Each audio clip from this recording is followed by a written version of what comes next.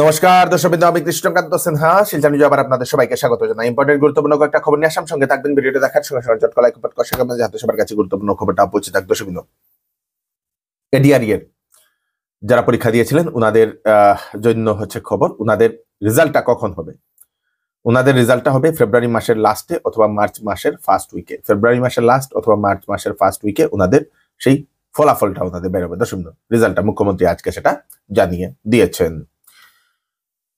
শীঘ্রই আমাদের আসামের যারা সরকারি কর্মচারী ওনাদের জন্য লাগু হতে চলেছে ইউপিএস, ইউনাইটেড পেনশন স্কিম, যেখানে সরকারি কর্মচারীরা যারা 25 বছর চাকরি করার পর যারা রিটায়ার্ড হওয়ার পরে ওনাদেরকে 50% বেতন দেওয়া হবে, সঙ্গে মানে পেনশন দেওয়া হবে 50%, সঙ্গে ডিএ এর 50% দেওয়া হবে তাদেরকে। বেতনের 50% সঙ্গে ডিএ এর 50% দেওয়া হবে পেনশন। এদিকে আবার 2005 ইংরেজি এর আগে যারা নিযুক্তি হয়েছিলেন ওনাদের জন্য যে আপনাদের ওল্ড পেনশন স্কিম, যেটা সেই ওল্ড পেনশন স্কিমটা ওনাদের জন্য থাকবে বলে সেটা জানিয়ে দেওয়া হয়েছে। মানে যারা এই এখন যারা চাকরি করবেন ওনাদের জন্য সেই ইউনাইটেড পেনশন স্কিম, নতুন যে পেনশন স্কিম সেটা লাগু করা হবে। মানে অনেক আগে থেকেই ওনারা ডিমান্ড করে এসেছিলেন ওনাদের পেনশনের জন্য, তো নতুন পেনশন স্কিম সেই আসাম সরকার লাগু করতে চলছে এখন কুম্ভ মেলা, এবং আমাদের বরাক ভ্যালি থেকে কুম্ভ মেলাতে বা প্রয়াগরাজে যাওয়ার জন্য অনেক মানুষ ডিমান্ড করে আসছেন একটা রেল। দর্শকবৃন্দ, এবং সরকারের কাছে বারে বারে স্থানীয় মানুষেরা, আমাদের বরাক ভ্যালির মানুষেরা ওনারা বারে বারে আহ্বান করছেন যে একটা রেল যাহাতে আমাদের শিলচর বা বদরপুর থেকে যদি প্রয়াগরাজ পর্যন্ত দেওয়া হয়, একটা না দুটা তিনটা, কারণ একটাতে হবে না, কারণ ঘরে ঘরে থেকে মানুষ এখন কুম্ভ মেলাতে যাওয়ার জন্য প্রস্তুত হয়ে গেছেন। কয়েক কোটি মানুষ সেখানে অলরেডি গেছেন স্নান করতে এই কুম্ভ মেলাতে, এবং এইবার আমাদের বরাকভ্যালি থেকে অনেক মানুষ আরো এখন তৈরি হয়ে গেছেন কুম্ভ মেলাতে যাওয়ার জন্য, এবং সরকারের কাছে ওনারা ডিমান্ড করছেন একটা রেল দেওয়ার জন্য, একটা ট্রেন দেওয়ার জন্য। তো আপনারাও কি কুম্ভ মেলাতে যাওয়ার জন্য আপনারাও কি সরকারের কাছে এরকম রেল একটা চাইছেন? আপনারা নিশ্চয়ই সেটা জানাবেন আমাদেরকে। আজকে মঙ্গলবার, আজকে দিনের বেলা আমাদের শিলচরের ইটখোলা ঘাটে ভয়ানক একটা অগ্নিকাণ্ড হয়, পুড়ে যায় দুটা সম্পূর্ণ বসত বাড়িতে ছিল ভাড়াটিয়া কয়েকটা পরিবার। দর্শকবৃন্দ, ঘটনাটি খুবই খারাপ লাগা একটি ঘটনা। দিনের বেলা ইটখোলা স্থিত পারবিন মজুমদার ও শাহানুর মজুমদারের বাড়িতে হঠাৎ করে আগুন লেগে যায়। কিসের কারণে আগুন লেগেছে সেটা এখনো জানা যায়নি, এবং দুজনের বাড়িতেই নাকি ভাড়াটিয়া পরিবার ছিল কয়েকটা, এবং আগুনটা পরে আটকানো যায়নি, আগুনটা কন্ট্রোল করা যায়নি। স্থানীয় মানুষরা এসে সেই আগুনটা নিবানোর অনেক চেষ্টা করেন, কিন্তু কন্ট্রোল করা যায়নি। দর্শকবৃন্দ, দমকল বাহিনীকেও খবর দেওয়া হয়, দমকল বাহিনীও ঘটনাস্থলে পৌঁছে যায়। কয়েকটা পরিবারের সমস্ত কিছু জিনিসপত্র জ্বলে পুড়ে ছাই হয়ে গেছে, এবং সেই ক্ষয়ক্ষতির পরিমাণ 30 লক্ষ টাকার অধিক বলে সেটা জানা গেছে। আমার মেয়ে গেছে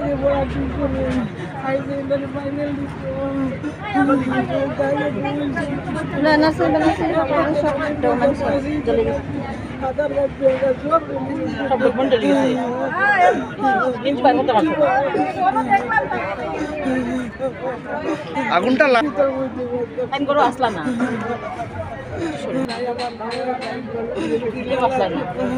কোনো জিনিস বাঁচাইতে পারছেন না, কাপড় চোপড় কিচ্ছু না, ডকুমেন্টও না।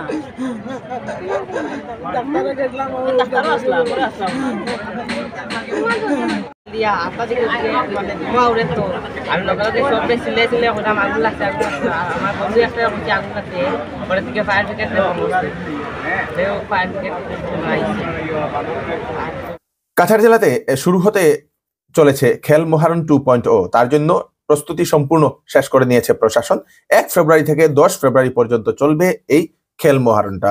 দর্শকবৃন্দ, গুয়াহাটিতে আগামী 24 ফেব্রুয়ারি ঝুমুর নৃত্য প্রদর্শন করা হবে, মুখ্যমন্ত্রী অ্যানাউন্সমেন্ট করে দিয়েছেন, এবং সেই ঝুমুর নৃত্যতে কয়েক হাজার ঝুমুর শিল্পীরা সেখানে নৃত্য পরিবেশন করবেন, এবং সেটা Guinness book of world record করার জন্য লক্ষ্য রেখেছেন মুখ্যমন্ত্রী।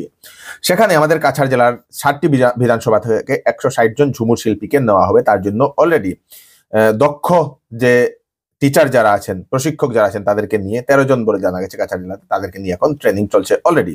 শুধু কাছাড় জেলা নয়, করিমগঞ্জ, হাইলাকান্দি, ডিমা হাসাও জেলা থেকেও অনেক ঝুমুর শিল্পীরা সেই গুয়াহাটির যে সরুসজাই স্টেডিয়ামে সেখানে ঝুমুর নৃত্যতে অংশগ্রহণ করবেন। দর্শকবৃন্দ, অকালে গাছে আম।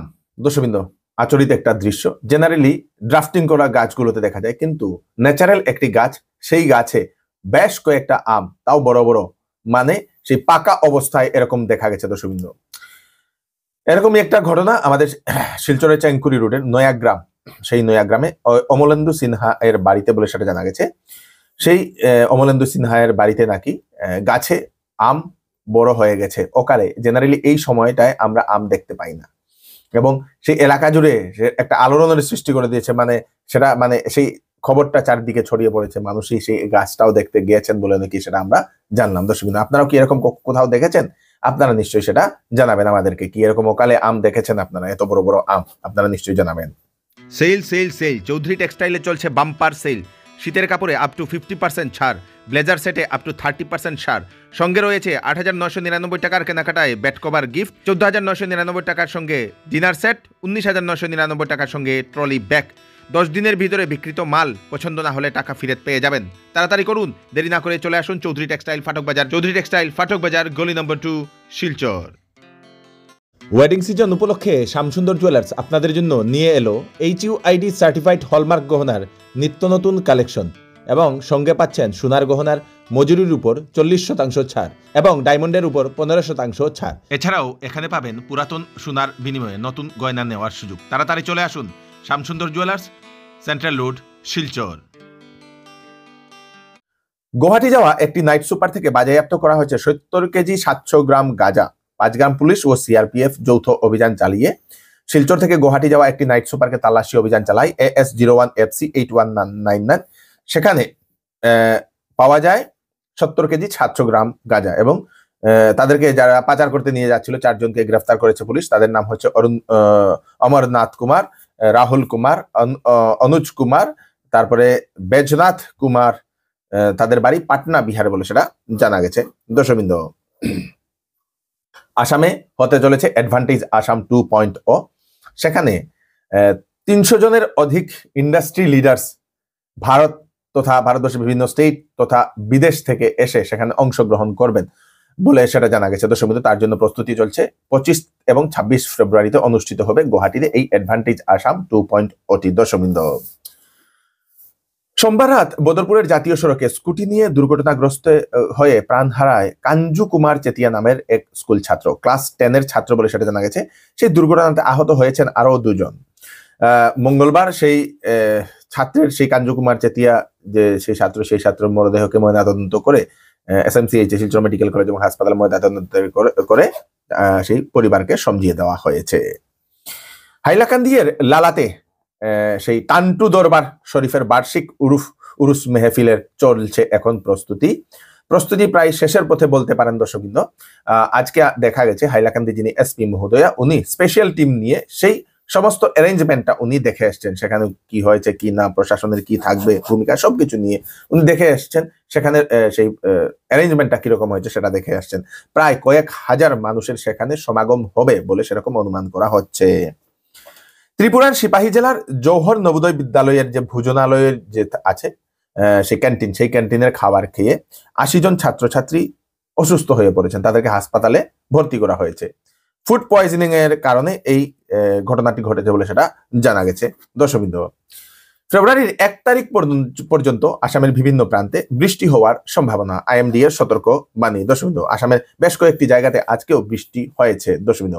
মানে যেখানে বৃষ্টি হয়েছে সেখানে প্রচন্ড শীত পড়বে।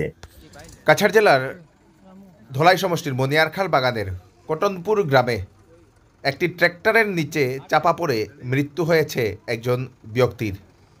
সেই ব্যক্তি চালকের সঙ্গে ট্র্যাক্টর নিয়ে বাড়ি ফিরছিল। সে সময় চালক নিয়ন্ত্রণ হারিয়ে রাস্তা থেকে নিচে পড়ে যায়।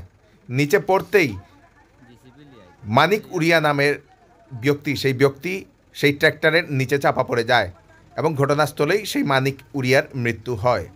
চালক রানু চাষাকে গুরুতরভাবে আহত অবস্থায় শিলচরের মেডিকেল কলেজ এবং হাসপাতালে নিয়ে যাওয়া হয়েছে দর্শকবৃন্দ। ঘটনাটিতে এলাকায় চাঞ্চল্যের সৃষ্টি করে দিয়েছে।